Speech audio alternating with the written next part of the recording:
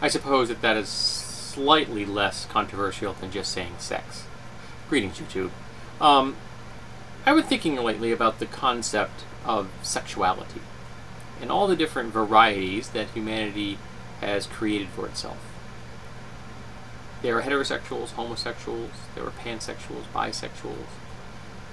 I heard a new term recently, which was demisexual, an individual that must bond emotionally with the person before finding a sexual attraction.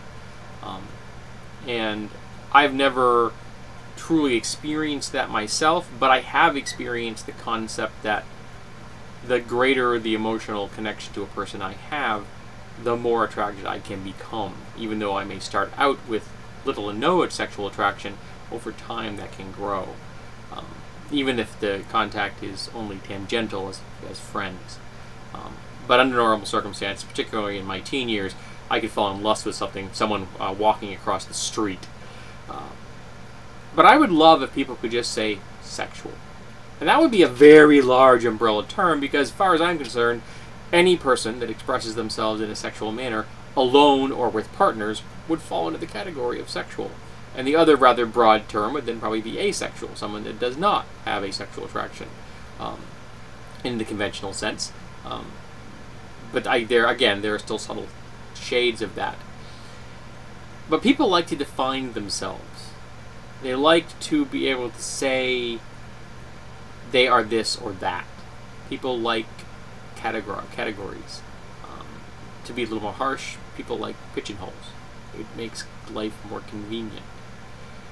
There was a time when I would talk of myself as being sexual, regardless of any more specific terminology.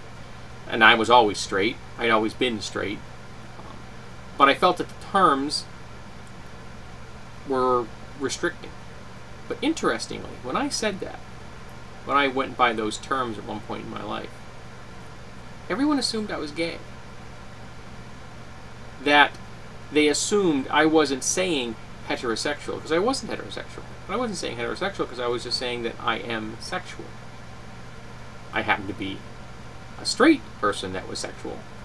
But by dropping the hetero aspect of that word, they made the assumption I was saying sexual because I was dropping the homo part of that word. And that is both funny and sad. In fact, I even had a coworker of mine at one point walk up to me and ask me flat out. She asked me, "Are you gay?" And I said, "No, I'm sorry. You'll have to look elsewhere for a date." Of course, I was joking. But apparently she had a gay friend who thought I was attractive. I had to break his heart. But the idea that people could just say sexual and have no one else need more information would be wonderful. Now, if somebody chooses to call themselves something else, have at it. What you choose to define yourself as is up to you. But I think it would be wonderful if we weren't giving labels to people. If we weren't trying to pin down exactly what people were.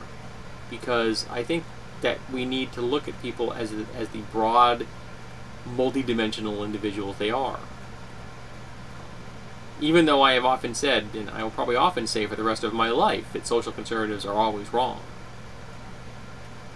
I'm discussing their political views. I'm not discussing every aspect of that person. Because that person could have many different views and many different things that I could either be indifferent towards or agree with. But on political agendas, I have yet to see a social conservative be right on anything. Maybe I will be pleasantly surprised someday. I'm doubting it. But another aspect about using the term sexual is that a lot of the bigots of the world love to label. They like to throw out words at people. They like the term homo as an insult or gay as an insult. I called someone recently on that. He used the word gay as a derogatory term, and I said, "Dude, you're using that as as a derogatory term. That's homophobic." He said, "No, I meant happy." I said, "No, dude. I was there. I listened to this statement. The context did not lend itself to the definition of happy." He said, "Context doesn't matter." I said, "Context always matters. Always." And because of that, I think in many ways the bigots are framing the argument. They are framing the discussion, and that's kind of sad. That we have to come out back at the bigots and use their terms that they've chosen, or other terms which are different than theirs, but are within the same category of being specific definitions, as opposed to having a broader scope, that big umbrella I mentioned. I'm not sure if I'm ever going to be able to see a world where sexual orientation and sexual activity are viewed in a positive, all-encompassing light, where everyone can just be happy that everyone is expressing themselves in a healthy way between consenting individuals. I'm not sure if I'll live to see that. It's a nice idea, though. It'd also be a nice idea if we could do away with a lot of the gender stereotypes there are, and come to realize that gender isn't a social construct. It is much different than biological sex, and even that is not binary. Frankly, unless you've had a genetic breakdown done, unless you've had your genes sequenced, you're not even sure what your sex is. So I'm interested in hearing what people have to say about the concept of sexual as being a broad term to simply denote someone that is sexually active at some point in their life in some way, in some manner. Are you happy with the specific terms, homosexual, heterosexual, pansexual, demisexual, what have you? Or do you prefer a large umbrella term that I'm discussing here? I'd be interesting to hear that. I think that it could be fruitful for discussion. So folks, tell me, what do you think about being sexual?